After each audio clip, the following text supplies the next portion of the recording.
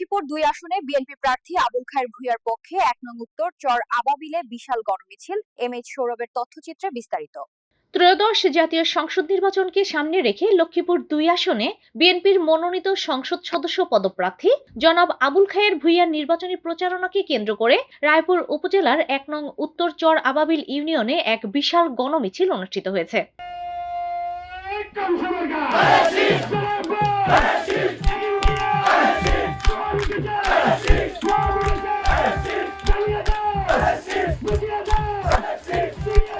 গণমিছিলে অংশ নিতে ইউনিয়নের বিভিন্ন ওয়ার্ড থেকে বিএনপি ও অঙ্গ সংগঠনের বিপুল সংখ্যক নেতাকর্মী একত্রিত হন। মিছিলে উপস্থিত ছিলেন রায়পুর উপজেলা বিএনপির সভাপতি জেডএম নাজমুল ইসলাম মিঠু, উপজেলা বিএনপির সাধারণ সম্পাদক শফিকুর রহমান ভূঁইয়া, লক্ষ্মীপুর জেলা আইনজীবী সমিতির সভাপতি অ্যাডভোকেট মনিরুল ইসলাম হাওলাদার। এছাড়া উপস্থিত ছিলেন উপজেলা বিএনপির সাংগঠনিক সম্পাদক শাহরিয়ার ফয়সাল, উপজেলা স্বেচ্ছাসেবক দলের সদস্য সচিব আরিফুর রহমান মিস্টার, ইউনিয়ন বিএনপির সাধারণ সম্পাদক মিজানুর রহমান সর্দার, ইউনিয়ন সিনিয়র সহ সভাপতি মালেক মোহাম্মদ ইসমাইল হাওলাদার, ইউনিয়ন বিএনপির সাংগঠনিক সম্পাদক মোস্তফা তালুকদার, ইউনিয়ন যুব দলের সাধারণ সম্পাদক মোর্শেদ আলম হাওলাদার সহ বিভিন্ন ওয়ার্ডের নেতাকর্মী। গণমিছিলটি হায়দরগঞ্জ বাজার প্রদক্ষিণ করে পানবাজারে গিয়ে শেষ হয়। এ সময় নেতাকর্মীরা ধানের শীষের পক্ষে বিভিন্ন স্লোগানে পুরো এলাকা মুখরিত করে তোলে।